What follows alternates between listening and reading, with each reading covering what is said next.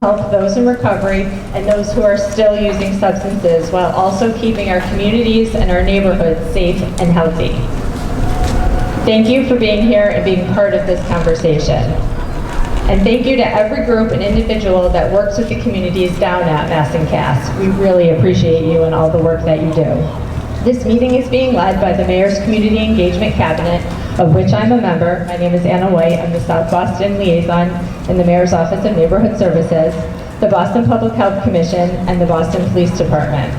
I want to thank the BCYF staff of the Condon Community Center and the BPS staff of the Condon School for hosting us this evening in this beautiful courtyard. And thank you to the Boston Parks Department for providing all the chairs that you're sitting on. I would also like to acknowledge the City of Boston staff that are here tonight and all of our elected representatives for being here. We will have 3 speakers tonight, and then they will be here to answer all of your questions after they are done speaking. It's my pleasure to introduce all 3 of them to you. The first is Mayor Wu's Coordinated Response Team Director, Tanya Del Rio. Director Del Rio has been working, yes, she deserves applause, has been working tirelessly on the issues and will be talking about the current state of Mass and Cass, some of the progress that has been made, and some of the changes being proposed. After Director Del Rio, we'll hear from our own C6, Captain Boyle, who'll talk a little bit, and he also deserves applause. And he'll be talking about some of the policing challenges and expectations down at Mass and Cass. And finally, we'll hear from Deputy Commissioner P.J. McCann from the Boston Public Health Commission. We'll be talking about some of the new shelter spaces being proposed. After those people speak, I'll be calling up our elected officials to say a few brief words, and then we'll open it up for questions and answers from all of you. My ONS colleague, Ross Cochran, who's the Dorchester liaison, is here. And if you prefer to write down your question, Ross will have paper and pen, and you can just flag him down and he'll come to you. You can write it down, and then I'll read the question into the microphone to the speakers. Or Sky Flores from the Mayor's Policy Team will be over there, or she can come to you with a microphone during the question and answer portion. But I'll explain more about that when we get there. Finally, as I flip through my cards, I'm sorry. With that, I'm going to turn everything over to Director Del Rio, who will be going through what's going on. And you also, if you don't have a sheet of information, raise your hand and we can bring it to you right now. But thank you so much, and here's Director Del Rio. Thank you, Anna, and thanks for all the work you do. I think it looks like I'm tethered to this thing, so I'm not meaning to not stand in the middle, but it's really nice to be here today and have the opportunity to share with you a little more about where not just our head is at the coordinated response team, but a lot of city agencies do work together with us in putting together a response to the public health emergency that we are facing in the Mass and Cass New Market area. A lot of agencies are putting their heads together to really come up with answers to questions that don't have easy answers. We do witness terrible suffering every single day, and our first and foremost interest is to serve all of the constituents in this city that we all love, and the folks that we work with on the day-to-day are really the most vulnerable people in our city, and we do our best to care for them. We also have in mind the well-being and the quality of life of every single Bostonian, not any one population, and we understand that with the encampment that's present on Atkinson Street, there are some harms that are perpetrated against the quality of life of many community members, including, you know, the people in the community in South Boston, Roxbury, the South End, and other neighborhoods. So that is our mission at the Coordinated Response Team, is to put together an interdisciplinary team that thinks about all of these things. And I take it upon myself to be the person that comes out and communicates with all of you what we're doing. And one of the things that we try to be is extremely transparent about what we think is working and what we think, you know, our lessons learned that we might improve on. It is a situation that we are seeing many United States cities face, and there are different approaches across the nation that are yielding different results. So it is, to some extent, about innovating and about trying new solutions, seeing what works, and acknowledging when things don't work and we need to kind of adjust our approaches. And so this is one of those moments, and that's what I wanted to come and share. So in my presentation, what I'll do, and I'll try to keep it brief, I can't talk about this topic forever, so if I'm going over time, please let me know. I'll give you a couple of bullets on the things that have worked and our approach, and exciting things that are being even replicated across the Commonwealth of interventions that have worked. I'll also describe a little bit of the existing challenges that we still have in the area related to public safety. And then lastly, I'll share with you a little bit what we are hoping to do as an adjustment in the approach to, in essence, add a stronger focus on public safety in the area is kind of where we're headed. So if you have a handout, great. You already know what I'm going to say, but I promise you I won't read all of it, but I did want to highlight some bullets here of the approach, the progress that in many ways has inspired me certainly, and others since January 2022. So you may remember about a year and a half ago at this point, January 22, under the leadership of my predecessor, Dr. Monica Burrell, the city first put together a new approach to provide people that were in the encampment at that time. There was a census of about 200 people that were occupying different kinds of tents, structures, residing out in the elements, covering kind of all of the whole New Market area. Of those 200 people that were in the initial census of tents in the neighborhood, at this point, after the intervention that involved putting up 6 different low threshold sites in collaboration with the state, assigning one-to-one match person, one bed into those spaces, and then clearing up the encampment and providing sanitation for the street. Out of the 200 people that were initially in that encampment, 149 people were placed in transitional housing, and then were placed into permanent housing, which means that those folks that were originally there are now in an apartment that they can keep, for the rest of their life if they so choose. And they've reached stabilization not only, through housing, which is important, but also medically, also with mental health services, and in many cases and I've met some of these folks, really look like completely different people than when we first met them as a team. Also, 173 people are currently living in those transitional sites. So if you do the math, that's definitely more than 200. What's happened is there is a constant inflow of people that are falling, unfortunately, into substance use disorder, into mental health challenges that are far beyond their control, and it's really tragic, and as you all know, it's a national epidemic. We are seeing kind of the supply of substances that's present on the street it's really strong, and it really takes a hold of people, and it really is difficult for them to navigate the existing substance use treatment system, which is overseen and managed by the state. We are in constant conversations with them about how to improve that system, how to make it easier to navigate for people, because there are a lot of ways that you can fall through the cracks as you try to navigate from a detox to a residential treatment setting to a sober home, workforce development. There are many ways in which you're transferring from different parts of that system to another. Can be difficult and hard to navigate for people. But I did want to share that number because it is 149 lives that have completely transformed. In addition to the loved ones and the families that have been positively affected.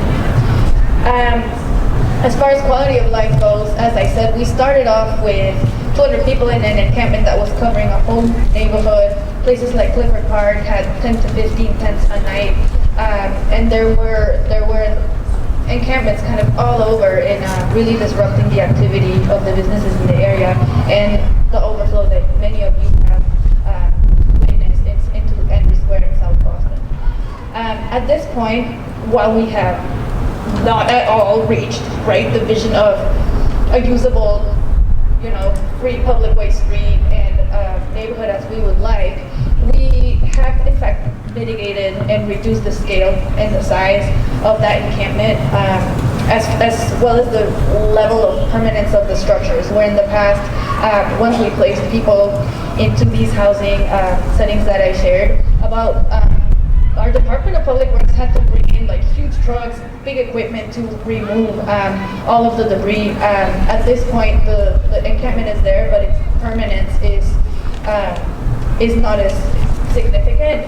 We're actually providing sanitation services over there every day, and people are able to remove their own encampment without the use of any equipment, and we're able to at least provide sanitation services to prevent rodent infestations and other things like that.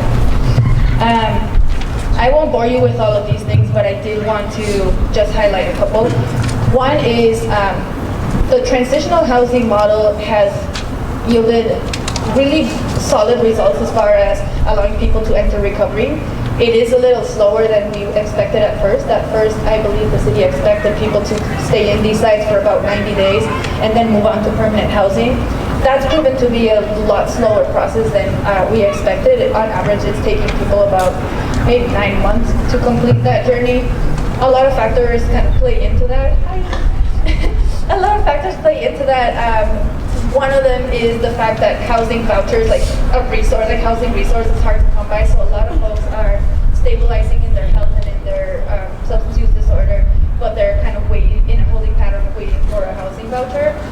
Sometimes it's simply the acuity of their disease that takes a little more time to resolve. So every individual is different, but in essence, it's taken a little longer for people to move on from the sites, which means that the new people that are hoping to get into those sites are not going in as fast as we would like. So the crowds kind of have started building up again on the street. Another thing I want to point out to you is the overdose deaths. As many of you know, and I see the purple ribbons, and my heart goes out to you. Overdose deaths across the Commonwealth, across the nation, and certainly across Boston are on the rise, and they're still, we're still seeing a rate of increase that's really heartbreaking. However, in the 0.5-mile radius, so the Mass-and-Cass neighborhood where we're putting in a lot of resources, overdose deaths are actually down by 40%. And we explained that, we don't have like the studies or anything yet, but what we think is that the fact that we have outreach staff stationed there 24/7, Boston Police stationed there 24/7, and have done a good amount of community education around overdose prevention, using naloxone, harm reduction services, etc., have at least helped us prevent those deaths. So those are lives that we haven't lost. Not to say that people are stable or kind of living the life that they deserve, but at least we're keeping them alive until they are able to enter a recovery pathway, which is what we're looking for every single person down there. I want to move on. So there's more information in this slide deck about the housing effort if you're interested. I'm able to share a little bit more about reunification with friends and family that we've been working on. But I do want to touch on the serious challenges that we are facing as far as public safety goes. And I do want to thank Captain Boyle and our street outreach unit. They're not present, but we are in conversation with Captain Boyle and his officers every single day, multiple times a day, I think to the point where we might be sick of each other. But I just want to describe the close collaboration that we have with our colleagues at the Boston Police Department and our colleagues at the Boston Health Commission that PJ McCann is here to represent. We are a coordinated response team, so I might be kind of the face of it through the mayor's office and kind of here to speak on behalf of the overall approach. However, we're all part of that team, and Boston Police, Public Health Commission, ourselves, and others. Our goal is to work hand in hand every single day and make sure that we are all aligned in the direction of helping people towards recovery, which is our goal. So, all of these things are really good. Here's what's not been going so well, especially this year. I started on this job last year. I have spent a good amount of time on the ground on Atkinson Street and got to know personally a lot of the people that are there. We're getting better at collecting this data, but what I can share is that anecdotally, last year, A lot of the people that we encountered, I want to shout out Michaela Nee, Southie Girl, and Brian Coran, they're part of my team. A lot of the people that we've been encountering down there last year were people who were unhoused, people who were impacted by substance use disorder and really were looking for our help. They would approach us and ask for housing services, they would approach us and see what we had to offer. And there was a smaller group of people who was there for other reasons. There's people that descend upon the area to prey on others who are vulnerable, and there's people who might not be unhoused, but they're there to participate in the drug market. As our housing efforts move forward, that composition of the crowd and the proportions of those groups that I shared have really changed. So this year we have fewer people that are truly unhoused and looking for services, and more people that are coming to the area again to participate in the drug market or to partake in criminal activity, many times shielded by tents and tarps, which I'll touch on in a second. And that's been a big challenge for city teams who are trying to provide case management service, sanitation services, and public safety services. The crowd sizes have remained stable. Again, we're not out to have 200 people kind of taking over a street every day. That's not what the road is meant to do. It's meant to allow people to use it to access services and move their vehicles. So the crowd size is remaining constant, and that kind of change in the composition of the crowd has been a challenge. It has resulted in increased, in a changed nature, I'll say, of the violent incidents that we've witnessed. So if you look at the data, the number of violent incidents might look like it's the same as last year, but this year we've seen more incidents directed at staff, for example, or just more violent incidents that have resulted in a couple of outside agencies that participate in street outreach in the area, namely Boston Healthcare for the Homeless and Elliott Human Services. Boston Healthcare for the Homeless is providing medical services out there. Elliott is providing case management. Elliott pulled out for a week after a triple stabbing incident that we witnessed near the shelter. And Boston Healthcare for the Homeless has pulled out from the effort for the time being until the safety issue has been addressed. And I do want to clarify for people who might have loved ones, family, or people they know in the area, outreach teams are still there. Boston Public Health Commission outreach teams are still there to provide overdose prevention and other emergency services, light touch case management and referrals to detox and other substance use treatment services. They're still there. Our team is still out there.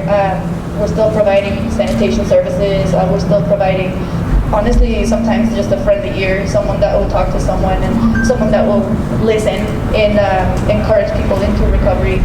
But we have lost kind of a critical piece of the response, which is the medical teams and the professional case management services for a little bit were lost there. It was a data point that really concerned us as a city as far as the need to increase our safety measures. And so those two agencies, I guess, I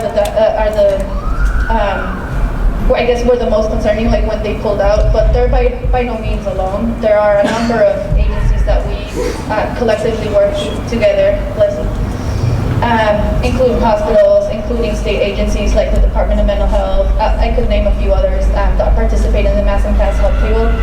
All of them in unison have asked for the city to implement more safety measures, as have community members such as yourselves constantly via email. People call us, we do try to have an ongoing conversation with you, and this is what we're hearing. So it's a reason why we want to provide a change in the approach. And here's I'll describe it to you. I'll give you kind of the 4 points of what it entails, and then I'll just kind of give it to my colleagues if there are questions. That's where I want to spend most time on today. But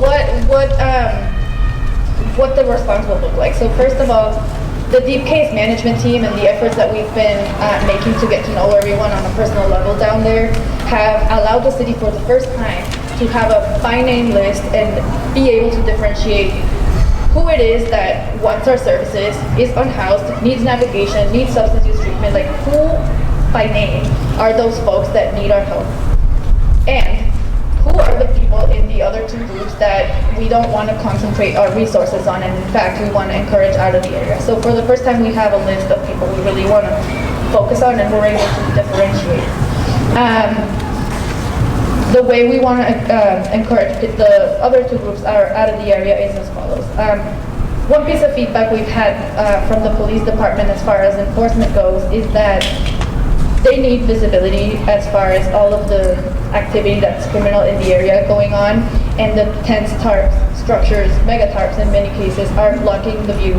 So BPD is not really kind of getting the level of proof or the threshold of proof that they would need in a court setting to prosecute cases and kind of make sure that people aren't going through a revolving door of being arrested and then returned right back on the street, which has been happening.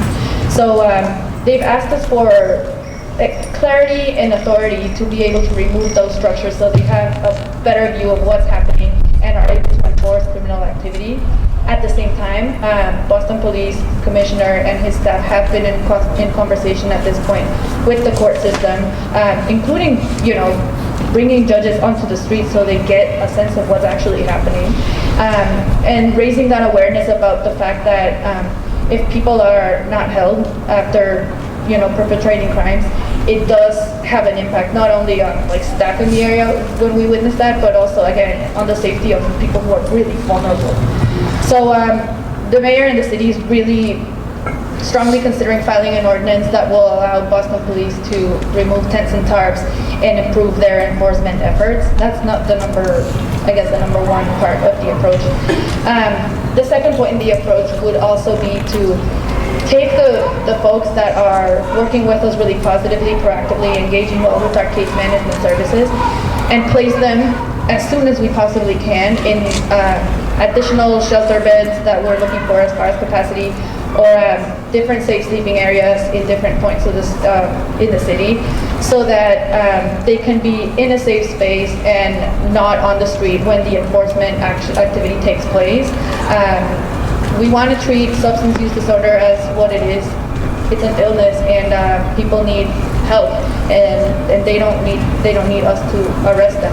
So we're going to place those folks that are engaging positively and interested in stabilization into, whether it's an additional shelter bed or a new space that we're creating, they will be placed. And after that, once we have an ordinance in hand that provides the authority that's too loud. Yeah, I hope you can hear me. Once we have that ordinance in hand that will give police the authority to remove the structures and the capacity to absorb all the folks that are on our list of people engaging positively, we'll place them off the street. Then by Boston Police, but in collaboration with all of the other teams, the goal would be to remove the encampment altogether, to close that street, and restore it to what it was, a normal, functioning street, just like any other street. We do, and we have to be very honest, especially in this neighborhood, about what we expect might happen, because although we can't predict the future, the city it's not its first rodeo kind of trying to mitigate this encampment. And what the experience has been in the past is that anytime there's any kind of action at Massincast, there are some immediate areas, including, like I said, Andrews Square and other parts of South Boston, some parts of Roxbury, some parts of the South End, where folks migrate to avoid enforcement actions. We recognize that, and our goal is to mitigate that as much as we possibly can. The way we're going to do that is to reformat the existing outreach teams that spend all their workday on Atkinson Street. At this point, we're not only covered during the day, we now have 24/7, so we also have overnight outreach available. They will, instead of station on Atkinson Street and just kind of watch what's happening in the encampment, they'll be doing mobile routes. They're going to expand their catchment area so they can engage with folks in smaller groups and where peer pressure isn't such a significant factor. My colleagues won't let me lie. Sometimes we're, walking the encampment and people might approach us and they'll whisper in our ear like, hey, I'm interested in recovery, but I don't want my peers to know, it's not, they're not going to look well upon that. And so peer pressure, that I'm offering that to explain that peer pressure does play a role. And outreach workers from police and from public health have all shared that when they engage with people in smaller groups, they do have more success with uptake of shelter services or substance use treatment services. So our hope is, you know, we are going to try to visit people and find them in different places that they might go. There are known hotspots to us, and they're on the radar for for Boston Police, and maybe Captain Boyle can expand on that. Our biggest focus is going to be on parks, schools, places where children gather, places where seniors gather. The Mary Ellen McCormick, Andrews Square are on our radar definitely as spots that are already hotspots, but we do expect to see increased activity there. What we ask of you, there is an ask of you, is to report those to our team as soon as you see them. Through the 311 app, if you put in a 311 request, take a picture if you're able of an encampment that's forming or people who are engaging in activities that could be harmful to the public. My colleague Michaela back there will receive that request and route it immediately. She is a beast at 311, if I may say so myself. So that's the goal. If you see anything that requires immediate attention, such as an improperly discarded needle, improperly discarded needle, you do want to report it to 311. It'll be picked up, within the hour as fast as you possibly can. But if you see something that's an emergency, such as someone's maybe overdosing, they're not breathing, their face is blue. If you see someone engaging in criminal activity, maybe they're setting up an encampment in a private property that's trespassing, or if they're openly using drugs in public, you do want to call 911. So I wanted to make sure everybody understood when to call 911, when to use 311. If that's not clear, please reach out to any of us. We are addressing those cases daily. So that's the ask that we have of you. And again, so those are the aspects of the plan. Again, we're filing an ordinance, providing authority for Boston Police to do enforcement in the area. We're going to try to shield people who are engaging positively from enforcement actions by placing them in additional shelter capacity that we've been able to put together in different spaces. If you have any questions about that, PJ is your person. And then lastly, the outreach teams are going to reformat and be extremely active in a mobile format so that they can address dispersion that unfortunately we do expect may happen in the neighborhood. Again, our goal is to minimize that as much as we can. And we do rely on you to let us know what you're seeing. Call us. We have our business cards, our cell phones on there. Feel free. We do want to be in constant contact with you. Don't feel like don't feel any kind of way about reaching out directly. So I'm here to answer any of your questions. I hope I was clear. I did my best. And I don't know if my colleagues, Captain Boyle or PJ, would like to add anything. No. It doesn't go anywhere. Doesn't go anywhere? No. Just to introduce myself, anybody that doesn't know me, I'm Joe Boyle, the captain at C6. My district does go down to Atkins the street. So Massing Cass really divides 3 districts, 2, 4, and 6. So we have resources dedicated to Atkinson Street 24/7, 7 days a week. We have the drug unit down there, we have the gang unit, we have the street outreach unit. There is violent crime, there's no doubt about it. There has been robberies, there's been aggravated assaults, there's been arrests made as well. There's drug arrests made on a daily basis. And we really do, we try to concentrate on the drug dealers, we try to concentrate on the violent crime. Working in the district, I realize, I see people in here that we deal with every month in community meetings, and we do see issues spread into South Bay Mall. We see issues spread into Andrews Square, it goes down to Preble Street, it goes into McCormick Development, it goes into Mobley Park. So it's something we deal with every day, and we do the best we can with the resources we have. We work, like you said, with the drug unit, the street outreach unit, and we do this on a daily basis. And we'll continue to do that, and like I said, I'm here to answer any questions, any concerns. But I can assure you the Boston Police Department puts a lot of resources and a ton of effort into this area, and we do it on a daily basis, and we continue to do that. And we work with, as Tanya said, we work with her every day. I get calls from her every day, and we hear her, and we exchange information, and everyone's working really hard on a very difficult situation, and I can assure you that. It's not easy. a strong effort's being made. I see it every day firsthand. I see the city officials, I see the police department. And I understand the frustration, I understand the anger by the residents, but I can assure you, we are doing the best we can with the resources that we have, and we'll continue to do that.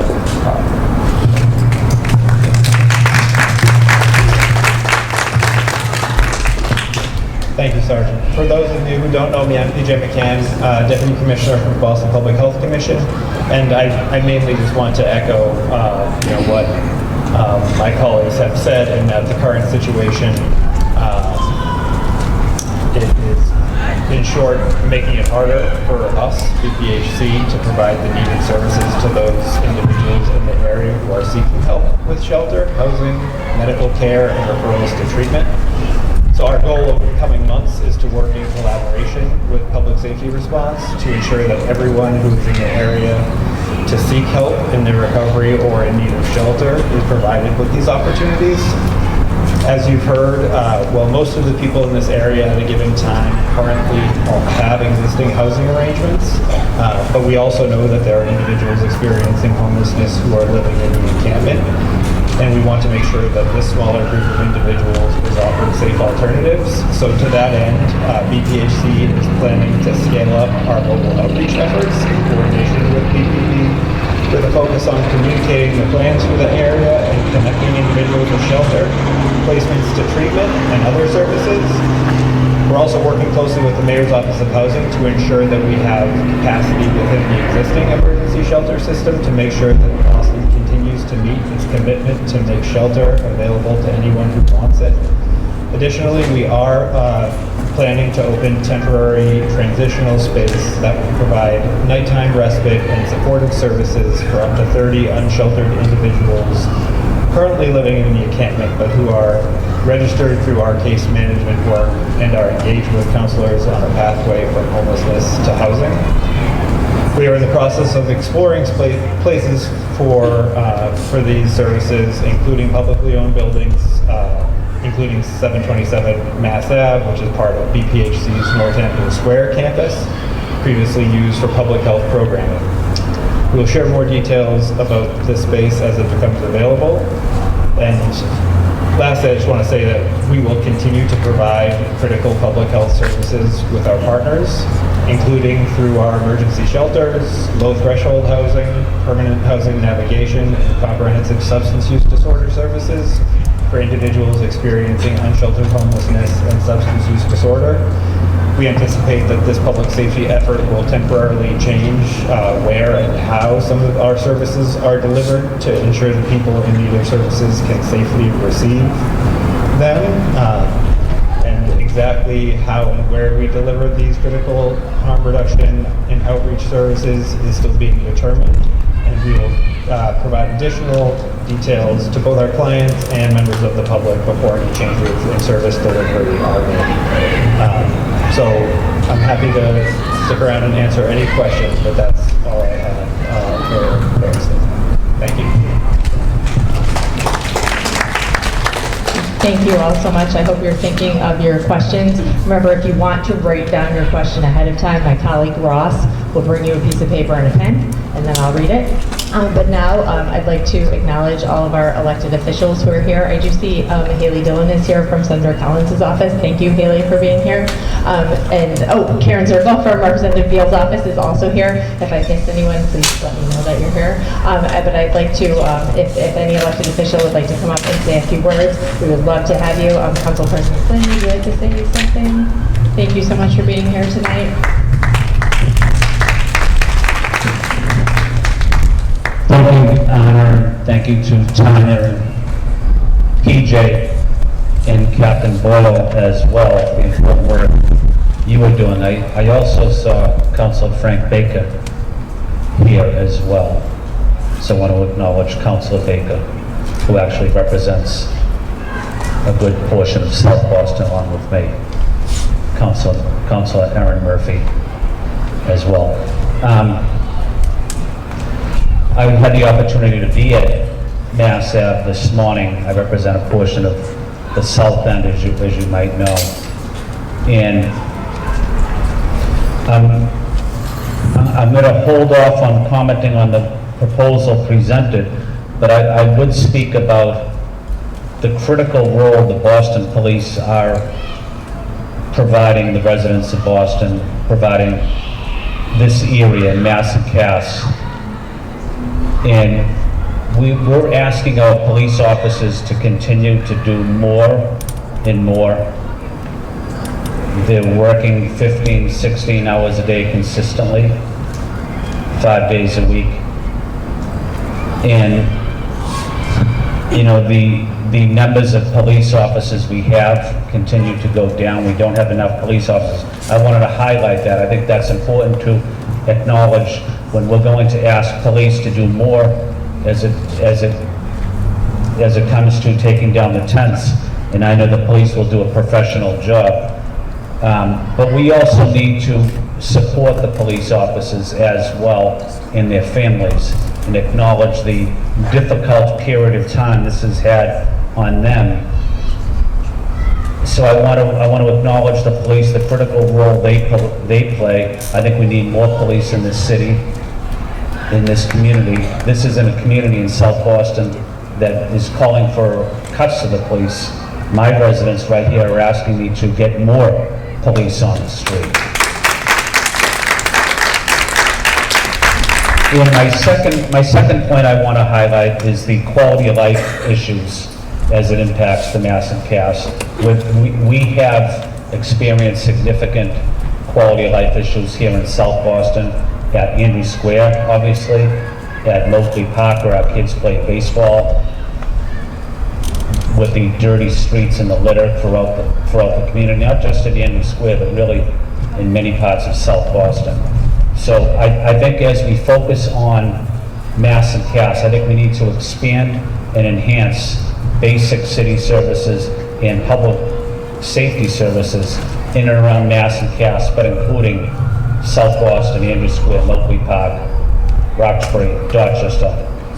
So I'm willing to work with everybody, but I also want to ask my city colleagues to work with me as I call for more basic city services into this community of South Boston. That's the commitment you have from me, is working with Councilor Murphy and working with Councilor Baker as well. Thank you, and just want to say thank you to the city officials that are here. Let me introduce my colleague from Dorchester, City Councilor Frank Baker. Frank. Thank you, Mr. President. Hello, everybody. Thank you. Hi, Ellie. How are you? Thank you for having me tonight. Tanya, thanks for coming out.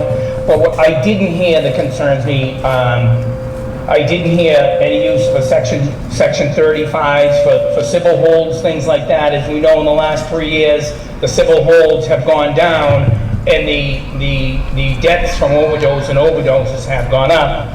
There's no talk about that. I'm still hugely concerned about the Housing First model where, I mean, we're handing homes over to people that have difficulty taking care of themselves. I have probably 40 people on a list in my office of trying to get them homes and work with them for 5, 6, 7, 10 years, still unable to get them homes. But yet, it seems the pathway now is to go on the street, go outside the norms of society, and now we're going to get you home, and we're not going to mandate we're not going to mandate that you at least try to stay sober in those homes. The low threshold, the low bar housing is, we're all going to just go behind that door right there, and you can use and do whatever you want behind that door. I don't think it's a good sound system. We're the city of Boston. Let's get something better. But I just don't, I have to respectfully disagree with the pathway that we're on. And also to say that because my neighborhood that wasn't mentioned, that's been experiencing this for years, the St. Margaret's neighborhood. I mean, if we went to the Pier Square, which the city spent millions of dollars on private funds and raising money to make that better, there's 10 people sleeping up there right now probably. So you're not going to tell me that, okay, now 311's going to handle it, because 311 a lot of times directs calls to my office. 311 isn't going to handle it constantly. So 311 is not the way. I think that we should be spending our money on beds that make people get sober, but we have them for months. Those Section 35 beds. We went through $1 billion in ARPA money. We didn't spend, we didn't get a single recovery bed. You know, we had opportunities to build places out. National Street is empty, practically empty. We could build that into a hospital-type setting where we could Section 35 people. And the police response, they're doing the best they can, but it's not aggressive enough for me. I think they should be down there tomorrow. Who are you? Who are you? Who are you? You got a warrant? All right, you're dangerous, you're out, you're getting arrested. You want to go in for treatment and housing? Okay, we'll send you that way. We're not going to ever get to the end of this. We'll never get to the end of this if we keep handling it this way. We have to be aggressive about it. And people, if we had rail beds that were 6 months, 8 months, 9 months, places that are hospital setting, if we had those places, the sheriff in Hampden County has one of those places. We won't even let our sheriff have a discussion about it. So the advocates have to stop with, we're harming people. We have people on a 5-year treadmill, because I have plenty of people in my life that died. There is no way that you can stay on these. We used to say heroin. Remember the good old days when we used to bring people to detox for alcohol? It's not even heroin anymore. It's so bad. So the people that went into the roundhouse that we spent upwards of $25 million on for 300 people, $25 million. What's your ROI there? It's not a good ROI. It's not a success rate. We didn't build anything. So I'm still hugely concerned going into the future. I'm trying to be respectful. I'm trying to work, but I don't get invited to any of the talks that happen around this. I don't get, you're opening up another shelter in my district. I'm leaving in a couple months. I'm still here. I don't get a heads up on 772, the Miranda Kramer, that's going to be another shelter. Good luck on the South End. Meeting last night to discuss that. I was not invited to it. And I can't help but say, because my voice calls for stronger police action, warrant sweeps, arresting people, and Section 35s, you don't want me in the room. And the administration says that all options are on the table. Well, Section 35 and warrant sweeps aren't on the table. We're spending millions and millions of dollars cleaning up after these people.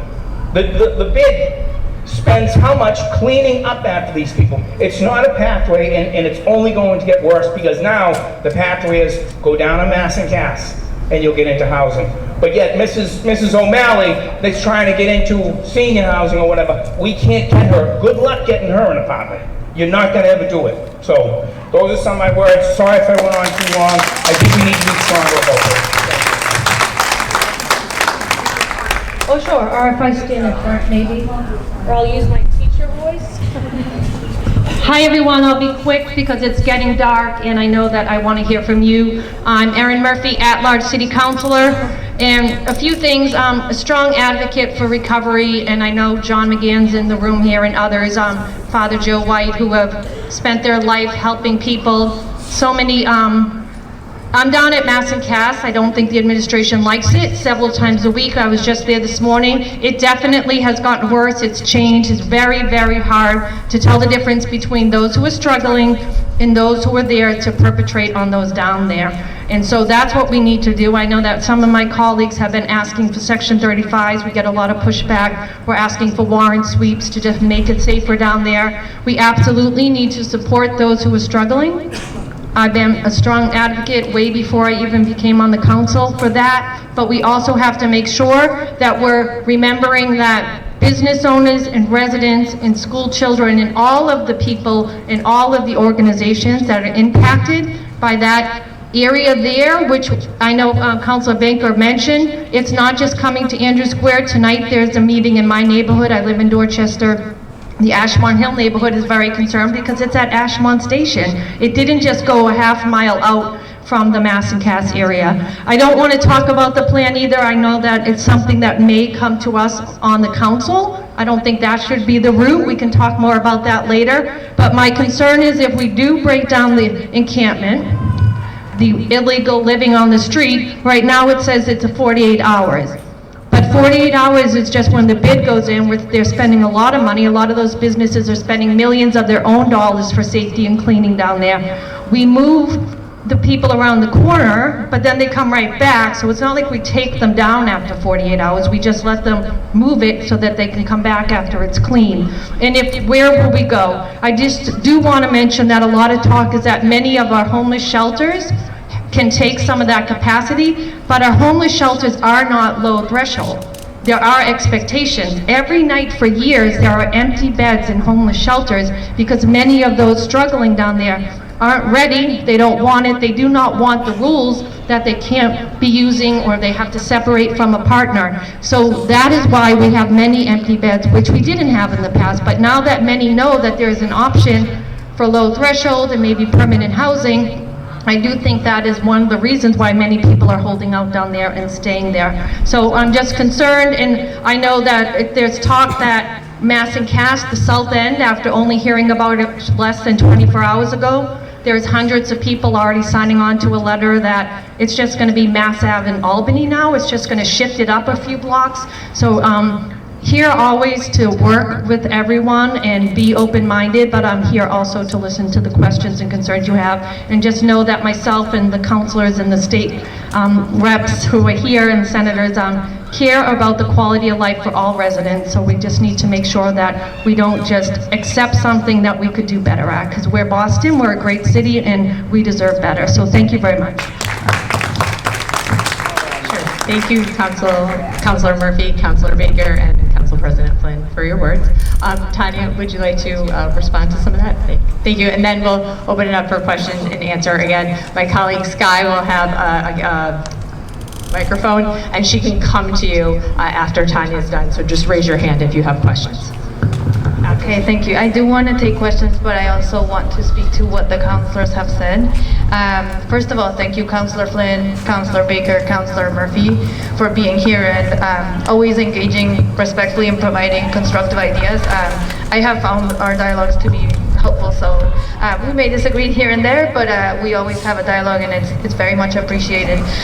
Councilor Baker, if you weren't invited to events, I'm going to address that. It's certainly not intentional, and we certainly want all opinions in the room. So I'll relay back to my colleagues that all of our meetings are open to the public, and it's not intentional at all. So apologies. Okay, I do want to speak to sections, housing model real quick, and warrant sweeps. Yay. Okay, so I'll start with sections. I do think this is a system that can be improved 100%. I just want to maybe share with people how the process plays out currently, and it just kind of who plays what role in sections. But again, I do think that it's a system that needs improvement. So there's two types of sections: Section 35, Section 12. Section 12 can be implemented immediately by a police officer if they see that someone is in immediate danger to themselves or others. Police officers do execute Section 12s in the area on most days, I would say.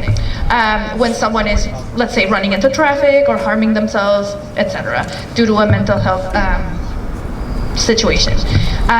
When someone is Section 12, they most often go to the hospital. The hospital will try to stabilize folks, I guess, medically. And what we see in our experience is that they get discharged extremely quickly and sooner than they would be ready to fend for themselves. So we do see people spend a couple hours in the hospital, maybe they're given medication to make sure the substance effects go down, and then they're released back onto the street, and the cycle plays again. So that's just something I've observed. Now the Section 35s are a little more helpful because they will send someone to a treatment facility involuntarily for a longer period of time, about 90 days. So when someone really needs it, again, if they're at risk of harming themselves or others, it is a useful tool. It is a tool that we use as a last resort because it is, depriving someone of their freedom without them having necessarily committed a crime. So we do take that really seriously. But we have, in the last year, instituted what we call the Mass and Cass Hub Table. The Mass and Cass Hub Table is a place where providers, mental health, hospitals, and the police department, and ourselves as the mayor's office representing the effort can all talk together. And many times, there is consensus around the table that a certain individual may need to be Section 35. So a family member, a police officer, a psychiatrist, they can all write the section, and then what happens is they have to go submit it to a judge in the court. We have had cases where the section is approved, the person goes to the facility, and hopefully they get well. We have had cases where we have consensus around the table, we go to the judge, and the judge denies it. The process does take a lot of work because you have to provide a lot of information about the individual that sometimes not everybody knows about, so we have to kind of piece together a puzzle. It's very intensive, work intensive to put together a section for just one individual, let alone 200. So that's been the challenge with us. We don't have a blanket rejection of sections at all. We find it to be a helpful tool. Can it be done better? Yes. Have we seen people, once they're committed to the facilities, involuntarily elope from those facilities? We've seen that too, unfortunately. So all around, the state, I would say, needs to improve the facilities that we are sending people to. I hope the court system could, be working more closely with us so that we can execute these faster. And I don't think that they're a solution for everybody on the street. There are people on the street who simply don't have that mental health component that would reach the threshold that would make a section kind of approved. And again, we take it very seriously. I don't know, Councilor, if you want to say. So in West Roxbury Court, they have streamlined the process where a police officer can ask for the order for the section, and the section can go right to the hospital, and they can evaluate right in the hospital. MGH has signed on to help do this. BMT said they want no part of it. That's right. So, yeah, one more hurdle that we face. That's the problem. They whatever. But yeah, that's correct. There is streamlined processes there, but I talk about building real places for them to go. Nashua Street is empty, and the advocates yelled and screamed, we don't want to put them in jails. I don't want to put them in jails either. But if you built out Nashua Street with $1 billion that we just blew through, if we built Nashua Street out into a hospital facility and rented it or had DPH take it over, we would section them to a secure facility at Nashua Street. That's why in the sky. We talk about everything else. We don't talk about a solution like that. But there's also talks about the program lockdown at Connie, which is in my district. I'll welcome it with open arms all day long, because it's not about, okay, you can continue to do drugs. At some point, we have to say, okay, PJ, you want a house, you want an apartment, you want some sort of a life, because there's no way for people to have a life while they're on these drugs. So for us to string them along, I think we're just doing it wrong. And we're spending bad money after bad money. So that's what I just want to talk about. Thank you, Councilor. There are some streamlined versions of it, but programs like Hampton County, go look at it. Yes, thank you, Councilor. And then just a bit on the housing model. I think we may just disagree on the housing model, but I did want to call attention to people to the slides and our website, where we are as transparently as we can providing the results. Again, there is recovery in these spaces, and I just wanted to clarify that it's not, people aren't just being given an apartment. These are staffed facilities 24/7 where people are engaging in substance use disorder treatment, in mental health treatment, and in primary care medical services that they most often were not engaged in before when they were living on the street. And you have a little bit of the numbers in the slide deck where you can see how many people were not engaging in those services when they were on the street versus when they were in the low threshold housing. So I did want to just make that clarification that these are not spaces where people are just kind of left there and told to continue using and harming themselves. They are spaces where we are at a slower pace, at their own pace, encouraging them to find recovery. But are they allowed to use in their rooms? Excuse me, They are not. Excuse me, this is a community No, sir. meeting. This is a community meeting. We don't want to hear from him all night. Okay, I do want to question, I'll say one more thing and then I'll take questions. My apologies, sir. Warrant suites, we are not planning to do a warrant suite. There are serious constitutional kind of issues with closing a street and then asking everyone to provide their names, last names, date of birth, so that they can be checked for warrants. It has happened before where even staff members were kind of subjected to that practice, and it's just proven in other cities and here as well that it just causes dispersion, it causes people to run away, and it is a violation of certain constitutional rights. So that's not what we're trying to do. We're trying to be a lot more targeted in the approach. However, we do, again, want to implement more enforcement. So that's all I want to say on sweeps. But I do want to take your questions, so please.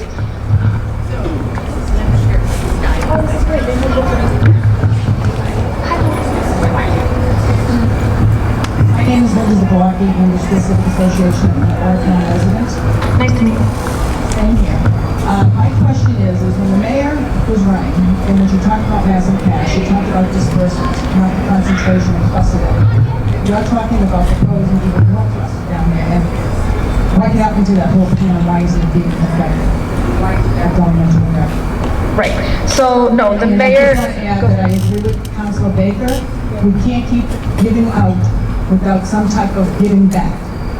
Because you know yourself, when you do it with your children, and there's no return or there's no consequences, it continues to happen. We, as a civilized society, have an obligation to make the best decisions that we can to help those to improve mental and physical health for those of them who cannot make that decision and who not do it. Okay, so your first question was, I'm sorry, about decentralization? Yes. Can you repeat the question? We can't hear her. So, my friend, Linda. So Linda's asking two questions. The first one is about decentralization. She shared that when Mayor Wu was running for office, her proposal for this issue included decentralization of the services so that people aren't drawn to just one spot. The mayor remains committed to that, and opening of the 6 low-threshold sites was kind of the first step towards that. They're not all concentrated in this space. We have spaces in Mission Hill, we have spaces at the Shattuck, so it is a first effort. Admittedly, it's very difficult to cite any of these facilities. As you can tell with this conversation that's going on in Charlestown with St. Francis House, or in Dorchester with the new Pine Street Inn permanent supportive housing development, or even 727 Mass Ave. Like, it is very difficult to place any of these services anywhere, and so the city at the beginning kind of did a land audit. Like, we've been really looking at all of the places where these could go. I can't say any further as far as this current space, so I'll let PJ speak to it, but I can say that Mayor Wu remains committed to decentralization, so much so that in the last press conference that she did last year on this topic, she called for 1,000 units of low-threshold housing across the state beyond Boston, and the state was able to actually do that. They funded 6 sites, one of them here, but the other 5 are in other communities, Leominster, Quincy, and I want to say Worcester, thank you. We think that's a great start because we don't think people should be leaving their home community where they have a supportive network of friends, families, loved ones, where they know the streets, where they know what's going on, to access services. We think that they should stay in their home communities to be able to access these services. So when those facilities got funded, we were extremely excited. Some of them are opening or close to opening, but we intend to establish a referral pathway back to those places, and as much as we can, we fund friends and family reunification, and we encourage it all the time. But at this point, unfortunately, Linda, we just don't have the number of beds that we need. And then your other question was about decentralization. I made a statement there for the civilized society. Oh, consequences. Yeah. I think that that's a recovery pathway that works for a lot of people. Unfortunately, rock bottom with the current substances that are out in the black market really means death. And so allowing someone to hit rock bottom, sometimes at this point with this kind of drug supply, it's just not an option. We are trying to keep people alive until they are able to choose the path of recovery. And unfortunately, the way it works, and I'll let people who are in recovery speak, I probably should say that myself, but the individual has to choose that for themselves, and we can try to force them, but the data does show that when we commit people involuntarily, relapse is more frequent and faster. And so we have found that in these low threshold models, people are entering, they're not being forced to choose right away, but as they stabilize by having a place to lay their head, by having 3 meals a day, by being able to engage with a mental health counselor, with all the services that are there, they start to make that choice themselves. And again, it's not 90 days as we thought, it's more like 9 months. But then they enter recovery in a more solid way because it's self-chosen. So we might have differences in opinion about how that works as far as, you know, the counselor, myself, but I have good faith in this model, and I also think that the pathway to recovery is very different for each person. So some people might engage in the 12 steps and go to sober living. Some people might need medication and a low threshold housing site. I have seen both work, and I have seen both not work. So it's about allowing people to just, you know, explore those pathways and hopefully stabilize. I do want to let you talk about the location. Yeah, just the one other thing I wanted to add on the decentralization question is a lot of what we've been trying to do over the past year is make sure that individuals have opportunities to get to places that aren't Atkinson Street. And so we've stood up a van service, and that runs around to the different day spaces that are available to people, and we've also added day spaces and related services in East Boston and Roxbury. So there has, you know, in addition to placing people into beds throughout the region from our shelters, we're also making sure that people have safe alternative spaces to be during the day that aren't massive camps. Certainly agree that more needs to be done. Queue up for their questions. Need to allow people to queue up for their questions. Okay, I'm sorry. Yeah, hi, my name. Well, I'll be briefer. Yeah, okay, hi, my name is Linda. First of all, I want to say that I worked in Boston EMS for 33 years, okay? So I have seen what has been happening out there, mass and cast and all over the city. The Public Health Commission has had for years information and statistics about the increase of heroin use, especially when heroin came onto the scene. You had the information and you did nothing.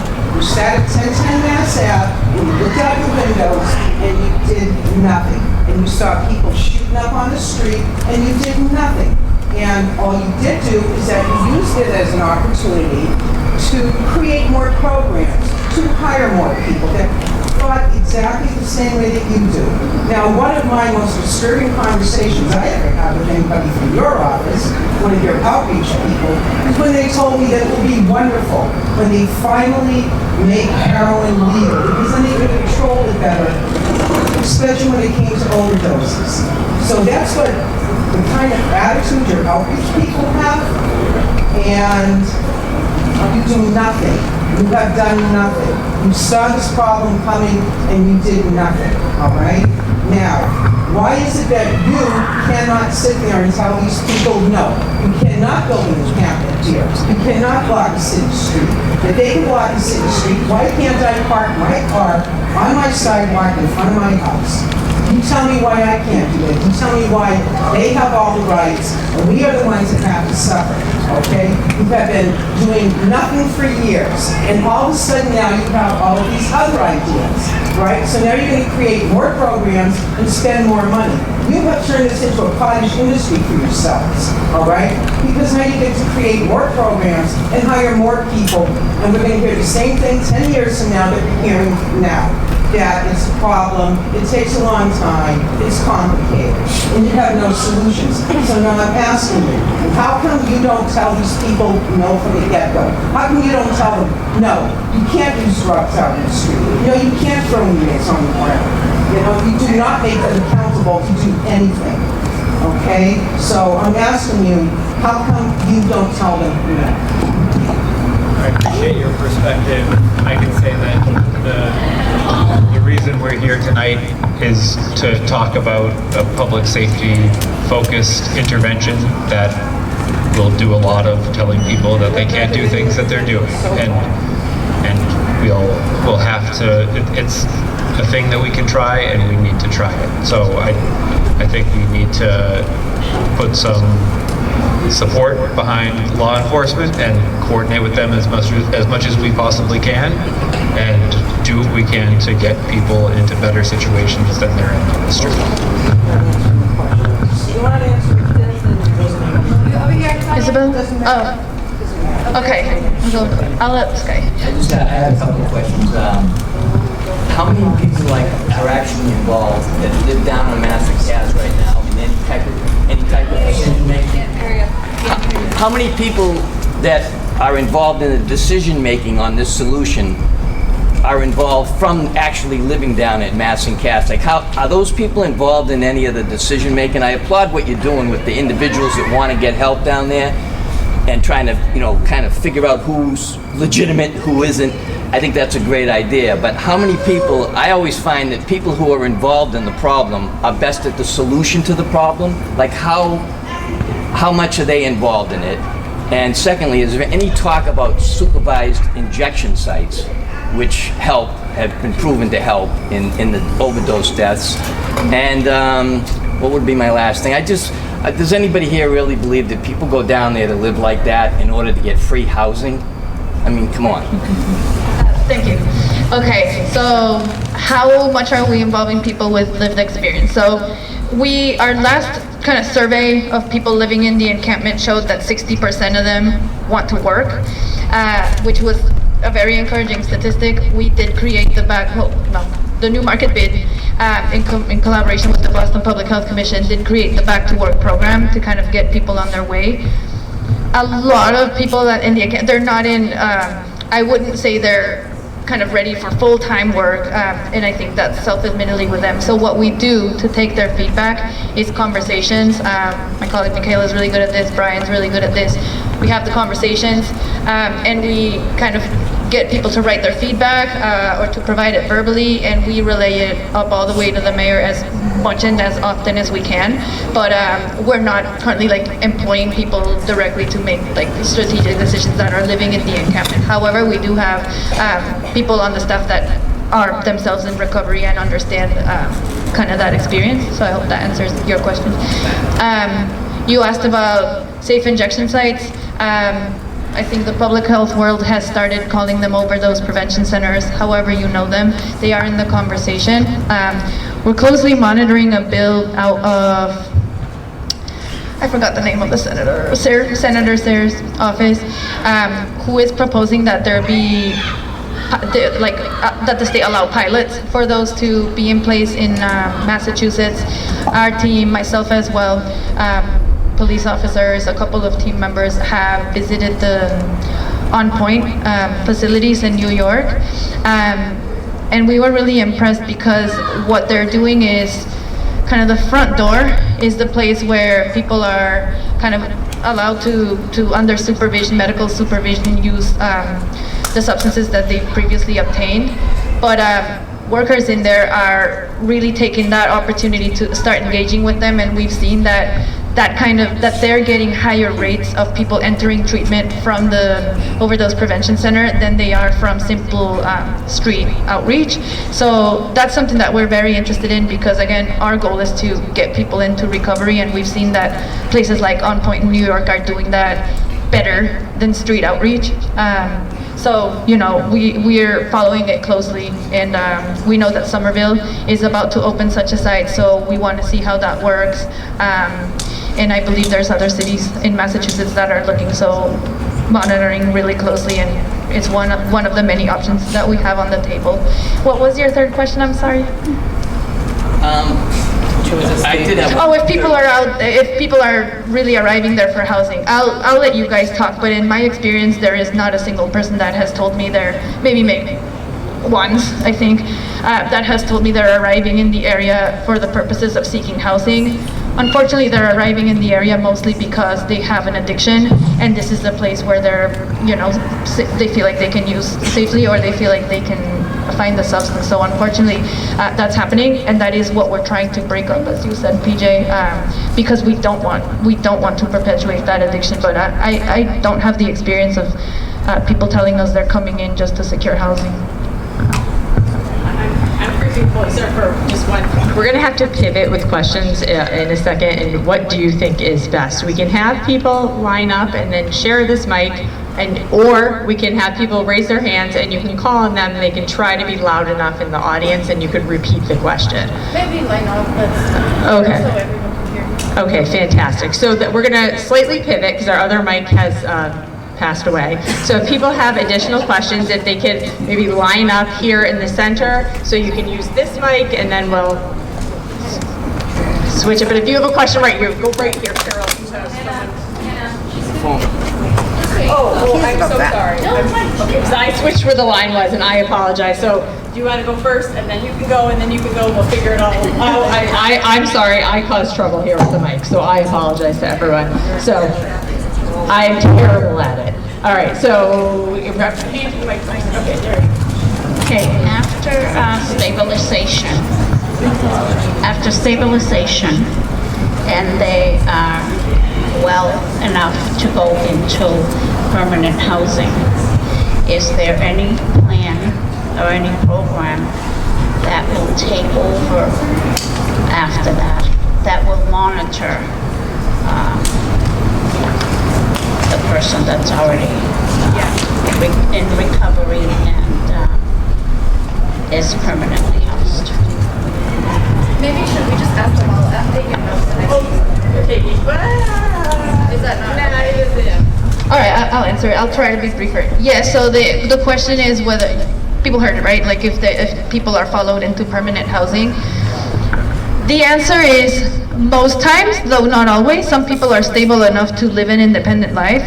Many people are not, and they will need supportive services for life. A lot of people we work with have significant mental health illnesses, untreated mental health, and even when it's treated, they do have those challenges, so they'll need supportive housing for life. So it kind of depends on the individual. One of the providers we work with, Elliott Community Human Services, does follow people into housing for the long term. So it does depend on the individual. I will say there is a gap in the need that we have for wraparound services like that and what we've been able to provide. So there is a lack of resources on that front. Yeah. First of all, I think we should thank the Boston firefighters who on a daily basis give a 911 call. Give first responders. My son was a Boston firefighter for years and still is in Roxbury. And I wish he was here to tell you what he saw. But my other thing is, don't you think it would be to your advantage to have a group of recovering addicts sit down and give ideas of what they might think might help transition some of these people from where they are? We all know, I also have a son who's an addict, a heroin addict. He's been clean for 6 years. He did it on his own. He woke up one day and said, I can't do this anymore. Well, that's after living in a shelter and no one, family having nothing to do with him. No more enabling, nothing. My heart was broken. I would cry every night, waiting for a phone call. And then I get a call, Mom, I just can't do it anymore. I said, you gonna go in a program? Which he had been in? No. Had I Section 35? How many times? And he has been with no help. I don't know how he's done it. Yeah, every now and then there's one who can do it without any backup or anything. But we always pray for today, he's sober today. Tomorrow's another story. But again, I really think you need to get people who have gone down that road, who have come out, and you know, what my son will tell me when I'm telling you, there's not a day that goes by he doesn't think about getting high. Congratulations, ma'am. To him. Thank you for sharing. Maybe that's okay. Hi, my name is Terry, and the thing is that why don't you people open up Long Island instead of wasting your money on other programs, which I agree with Senator Baker on. Just open up Long Island. We have other kids growing up in this generation that are seeing this. End the line. Stop bullshitting everybody. Can I say something? I also got something to say. You're very intelligent people. You know what you're doing, or you think you know what you're doing. Unfortunately, you're not hitting the problem head on the way it should be done. My problem is with this whole thing tonight, The winter time's coming. We've got people from Mass and Cass breaking the locks to get in and sleep. We've got the school buses, kids, elementary school kids getting on school buses, leaving their houses, climbing down the stairs with people that are ODing or stoned in their hallway, and they're having dangerous issues and fights, and it's tying up to the police, who's doing an incredible job where we live, and it's just getting out of control. I agree about Long Island, but you know as well as I do, Squantum is going to fight you tooth and nail. They don't want those people coming through there. They've had it. It's a beautiful area. They pay taxes. The mayor's never going to go with it. Why can't you do but something in the short term? Like, and I agree with Councilman Frank Baker 110%. That's why I vote for you, and I'm not happy that you're not going to be running. But needless to say, we got a problem where Terry just said that we've got these kids going to school, 6, 7, 8 years old, that are seeing this, that are seeing the drug use outside their door when they leave their apartment. They're seeing it on the street. I have to say the police have done a good job, and the outreach team has done an incredible job, especially on that overpass at 401. They're getting them out from living under that. But I've seen quite a few people that have been taken out, or I've found them myself when I've been in the hallways, which I don't do it anymore because it's gotten dangerous. I have to watch my back going into my hallway just to get into my own apartment now. I've had people trying to break into my apartment in the middle of the night. There's a safety issue here, and you're ignoring it, and you're ignoring the problem. The police can only do so much, and we do need more cops. Who said that? You said that, Ed. But you're intelligent people. Why can't you come up with a better solution? We're the ones that have to live with it. And it's not just the projects, it's homeowners, it's Preble Street, it's all over. That's all I gotta say, sorry. Don't apologize. I think what you're living through is unacceptable, and we agree. It's completely unacceptable, and we need to address it. I don't think you deserve to live like that, or anyone else deserves to live like that. So, again, we are doing our best. I want to stay here and, gather ideas if people don't think what we're proposing here makes sense. I'm really eager to hear ideas. As far as what you said, Terry, in Long Island, I did want to let people know that very fortunately, the city recently received its last permit, or not its last permit, but like the hardest one that we needed to get from the state to actually be able to rebuild Long Island. And that's thanks to all of you. Many of you wrote letters in support when we were asking for it. Councilor Flynn did, Councilor Baker did, Councilor Murphy did, many of you did. So we want to say thank you, because we've now secured that permit and are able to turn our attention from permitting to actually building. We actually took providers to Long Island yesterday, PJ, and it was exciting. It was exciting to see people from Pine Street, people from Victory Programs, people from Healthcare for the Homeless, all the folks that used to work on the island, go there and start dreaming about how we could reuse those buildings and bring that campus back to life. So the mayor is fully committed. We already have $30 million at work in protecting those buildings that unfortunately were abandoned for almost 8 years. And so it's an incredible asset that we think the people of Boston deserve to see come back online, and Mayor Wu's fully committed to doing that. So currently the buildings are being restored. You probably can talk about this a little better. We do have money for the bridge, and it's not fast. It'll take 4 years, but it will be rebuilt, and the campus will be world class.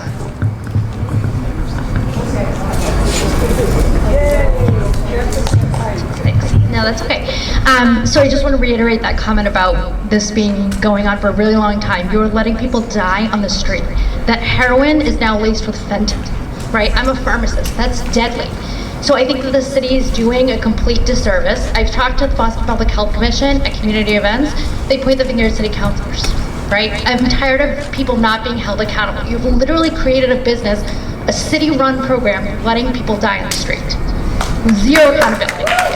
We live in Andrew Square. We have to deal with this every day. My home has been broken into. People have followed us into our building. We're a building filled with 30-year-old women. I don't walk anywhere in broad daylight because I'm afraid of something happening. Constantly seeing people shooting up, and the city's allowed this. And the police, their hands are tied. I call the police, 911, at least once a week. And within minutes, they arrive. But it's every week.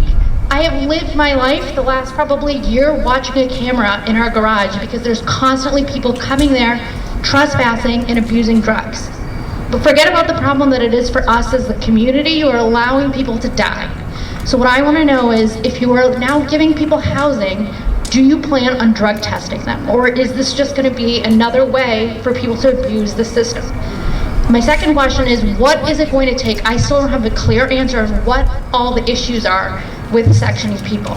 Because these people can't think straight, and somebody has to make the decision for them. You can't continue to allow them to harm themselves. Thank you. So again, I think what you're living through is completely unacceptable, and that's what we're trying to stop. Like, we're trying to, that's why we're changing the approach. As far as Section 35, like I said, we need to just collect a lot of information about someone and collect a lot of incident reports of how it is that they're harming themselves and others, and collect that so that we can meet a certain burden that the judge needs for us to prove. So it just is a lot, it's work intensive. Again, I think it's a very useful tool. There are people who are philosophically against that. That's not us. We think it's a very useful tool. However, it is not an easy process that you can just get it approved in a day. So that's 3 times I had inspection. I call them, go to the court, I tell him that he's in danger of killing himself. Every time they shoot up, they could die. I was out in court 3 times. Walking police, pick the kid up, bring him up, see a psychiatrist for 10 minutes. They should not even be denied the inspection.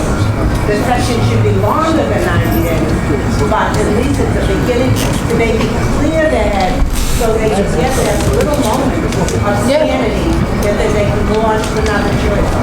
We just need the judges to back you up. That's all. We agree. Yeah. That's it. You're not taking anybody's civil rights away. They're mental. They're crazy. They're drugged out. They don't. What about when they get a time when you get older? What about our civil rights? You know what? No, I mean, no. Every time, my son, the firefighter, one day he said, Ma, you know what? We went over this before this craziness on there. 3 times they now-canned a woman, the same woman, 3 times in one day. She should have been immediately picked up. She's trying to kill herself. And now with fentanyl, he said, the poor firefighters can't even get them out here with the fentanyl because they all go whoopee crazy at them. The police know that. If they not kill them, they could hear and change to themselves or kill. So no, I mean, you know, I don't care what you want to call it. An addiction, a mental illness, it's all mixed up anymore. It's all mixed up. It's a disease. It's a disease. We know it. You know, I'm getting a disease. Thank you, and I did want to shout out the firefighters because they're incredibly helpful and active down there every day.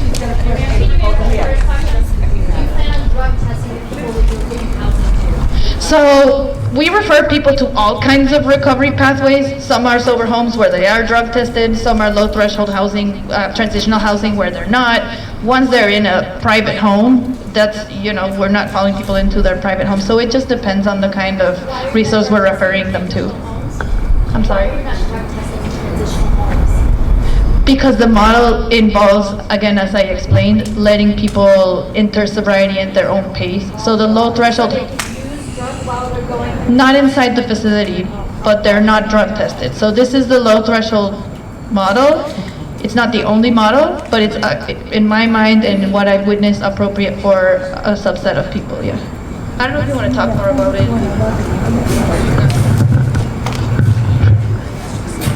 The one other thing I would say is that many more of our placements are to traditional recovery services programs where drug testing and sobriety is a feature of the program. The low threshold housing is a much smaller percent of the work that we do. Over here, Tanya, right here. She's away. Hi, so I've lived in South Boston my whole life. I'm not really sure if you know the histories of the drugs, because you look younger than me. But when I was in the history of the drug pandemic that South Boston with Oxycontins, so when I was in high school, we had a real bad Oxycontin. Every one of my friends got South Boston. Half these people here have family members or something. We had a drug court. They did the best they possibly could, but what they didn't do if they didn't reward bad behavior. If you had drugs on you, you got arrested. The judges prosecuted. They got, whether it be a mandatory detox, whether it be a 90-day hold, probation, whatever, but there was some form of something. Not ruin their life, but maybe, hey, let me smarten up before I go down the wrong hole. With what you and Wu have in plan, not even just started with Michelle Wu, it started before her, it's just, we can constantly give you something if you decide to do good. Because, you know, those families that are in the shelter that went on hard times with pandemic, everything else, that they don't have a chance at housing. But if you just give us 30 days, we'll give you a house. I have family members that have received a house down at Mass and Cass apartment and then left it because they got really bad on drugs again. I have family members in the methadone that do really well. I have family members and friends in the Suboxone that do really well. Probably half the people here to do. But you know what happens? Tough love works. Not rewarded by behavior. Your plan is horrible. Like Frank Baker said, we've probably seen it. He's been here one of the longest people, witnessed all of it. He's seen it firsthand. Maybe you should really sit down with the counselors, the state officials, Nick Collins, that grew up in it and lived it. Not these people that live out of the area that are now moving in for a payout. So maybe we should really look into that because it's just not working.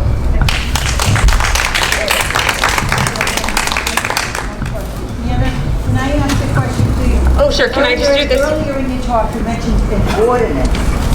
Is that an ordinance to clean up the street there? Yeah, the ordinance, so, sorry. The ordinance is hoping to provide the ability for police officers to actually remove the tent tarps and structures. Unfortunately, in the books, there is nothing there that allows Boston Police to take... But why are they allowed? Ma'am, why are you yelling at me? I'm trying to help. Put structures on public property, okay? You cannot block access and egress on public property, on public access. But yet, they're allowed to do whatever they want. Like I said, I can't park my car on the sidewalk in front of my house, but they're allowed to do whatever they want, and there's no consequences. They're never told no. And you wonder why I get angry, why everybody else get angry, raises our voice, because you don't listen to what we're saying. You're not listening to us. You have all of these great little social programs that you want to try to experiment with, okay? If this one doesn't work, that one will work, okay? You perpetuate the problem, all right? And it wasn't started with Wu's administration. It started back with Menino's administration. And when the Public Health Commission started this mess, okay? Now, you're not giving us honest answers, all right? You're giving us a bunch of programs that you want to try, your models that you want to try. And they're not With working. respect, ma'am, and I hope we can remain respectful, I'm trying to provide as much information as I can about what's going on. If there's a feeling that I'm not being transparent or hiding anything, please let me know, because that's not my intention. My intention is to give you everything that I know, and, you know, same as my colleagues, I think I speak for everyone here. The ordinance is trying to accomplish exactly what you're asking for. I'm kind of newish in this role, and I myself was surprised that there is no law in the books at this point that allows police officers to remove those tent tarps and structures. Because they're people's personal belongings, there is a protection in the Constitution, and I'm not a lawyer, but this is what the law department has shared with me. There is a protection in the Constitution against unreasonable search, and if you just simply take someone's personal belongings, that's not allowed. And the only thing we have actually in place are ordinances around parks and schools. So when the encampment is set up in a park or a school, we have the ability to immediately address it, remove it. The 311 report or the call comes to Michaela. She orchestrates a response. It gets removed immediately if it's a sensitive property like that, where we have an ordinance in the books. Unfortunately, for public properties such as a sidewalk, we don't have that ordinance in place. So we're relying on the city's encampment protocol. You can find out more about it on the website, but it is not, Boston Police does not consider that to be like a hard law that they can feel comfortable applying without the risk of liability for officers. So what we're trying to put in place is an ordinance that will say, yes, officers are in fact allowed to remove these encampments if they're on a public street or sidewalk, and protect the officers from liability. That's what that ordinance is. Ellie, thanks for asking, and we hope that the city council approves it. But so, I understand your concern about their private property, but when they steal our private property, That's a police matter, yeah, and it will be responded to, like, just call 911 and police officers will arrive. I don't know if Captain Boyle, if you have anything to add, if people are calling for stolen property or things like that. They'll respond. Okay, so we do have a written question. South Bay is unsafe. You can't go shopping without being approached. Theft is at an all-time high. Stores are threatening to close. What is being done to save the stores? Yeah, I'll take that. So there has been a lot of issues recently at South Bay Mall with juvenile crime, some issues with the homeless, with larcenies and shoplifting.